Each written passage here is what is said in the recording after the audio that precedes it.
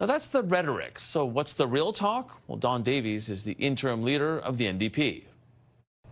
Don Davies, welcome back to Power Play. Thanks for being here. Pleasure to be with you, Mike. So we're just a couple of days away from the budget, much anticipated.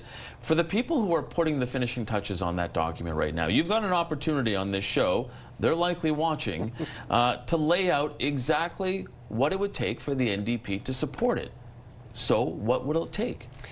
Well, to answer that question, Mike, I think it's helpful to describe the context as we see it. So right now, Canadians are really struggling across the country.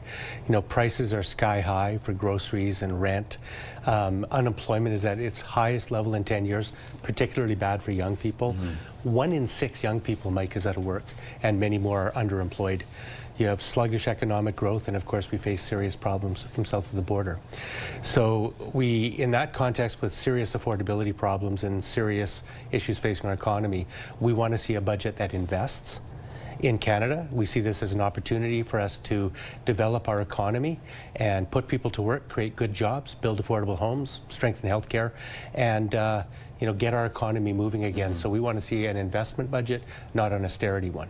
So what are the markers you're looking for then? Because if you're saying you want to see investment in housing, investment in healthcare, to what level? You must have an idea of what you want to see in that budget.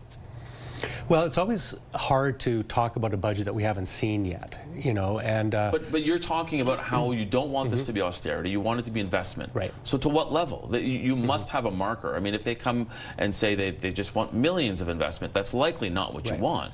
Well, let's start with not cutting. So we have a healthcare system that I think is in crisis. You know, people can't get a family doctor, people have long wait times, health workers are burning out.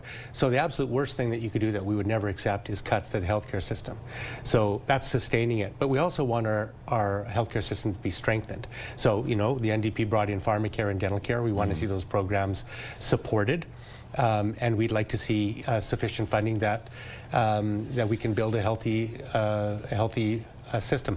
You know, we've said that a healthy economy needs a healthy workforce. So there's an example. In terms of investment, it's not just investing in nation-building infrastructure, it's making sure that those taxpayer dollars are creating good, family-sustaining, preferably unionized jobs across this country.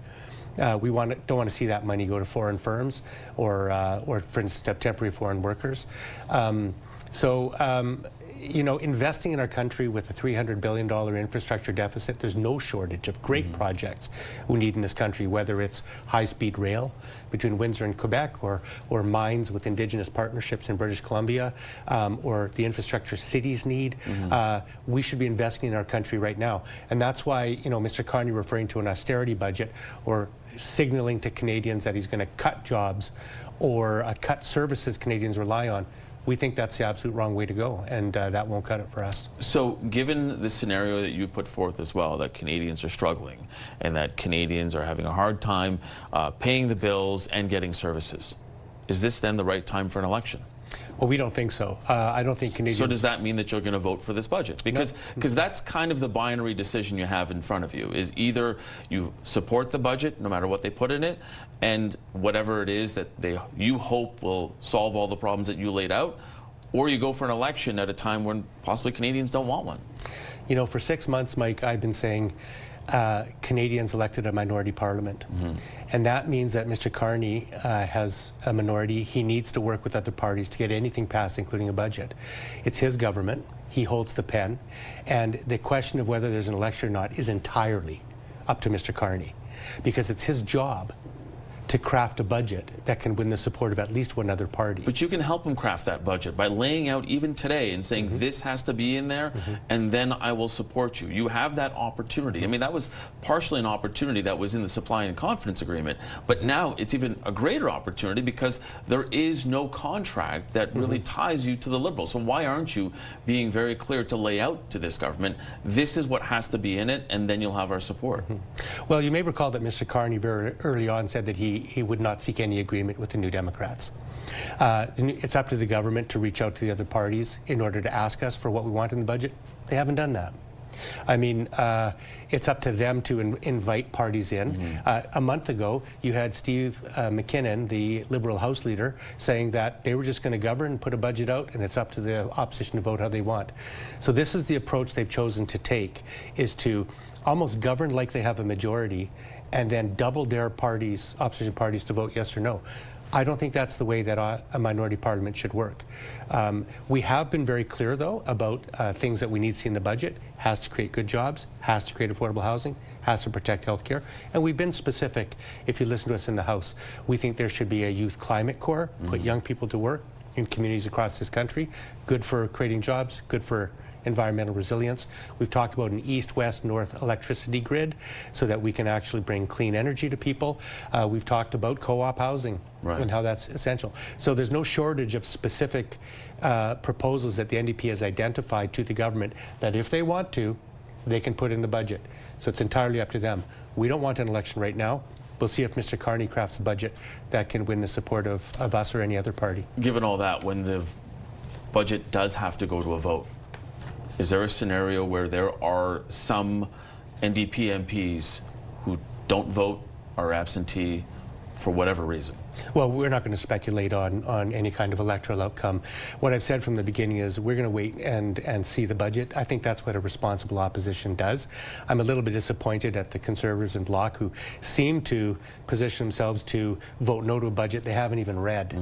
So we're going to do what I think, you know, I'm a Jack Layton New Democrat, Mike. I mean, we want to be propositional. We want to actually work to make Parliament effective for people. So we're going to read that budget carefully. We're going to consult stakeholders. We're going to talk to working people, and we will caucus together. And if this budget is good for working people, it might earn our support. And that's the lens we're going to use. Is this budget good for working people? Not just, you know, for the corporate sector or for the wealthy. I'll point out that you know, Mr. Carney has given billions of dollars of tax cuts to the wealthiest Canadians in this country. He cut the capital gains inclusion matter. He withdrew the digital services tax, tax on the biggest tech companies in the world. The Mark Zuckerbergs, the Elon Musk. It was a calculation in negotiations with the United States, they would say. Chose to do it. Both of those measures took billions of dollars out of the government's coffers, and now they find themselves with a revenue problem. So if they end up cutting services Canadians rely upon, we think those are poor choices. You'll be hearing New Democrats loudly and clearly if that's what happens in the budget. Just before I let you go, in that vein, we'd heard from François-Philippe Champagne, the finance minister, saying this week that public service must return to sustainable levels, and he used the term workforce adjustments. How much does that worry you? It worries me a lot. Are those the type of cuts that you're worried about and that would force you to not support a budget? Well, absolutely, we're worried about it. I mean, you know, if we want to create jobs for people and we have an unemployment problem, then cutting, you know, good family-sustaining jobs that deliver services to Canadians. I mean, do Canadians want to wait an extra 3 months to get a phone call back from CRA? Do they want to wait 6 months to get a passport? Do seniors have to wait longer to get their OAS checks? I mean, there's ramifications and consequences to cutting services. So budgets are about choices. We're going to wait and see what kind of choices Mr. Carney makes. And New Democrats were sent here to fight for working families and make sure that they get relief from the terrible affordability crisis that they're facing, and that's the lens we're going to bring to this budget. But now's the time to create jobs, not cut them, in our view. Okay, we're going to have to leave it there. Interim NDP Leader Don Davies, thanks so much for joining us.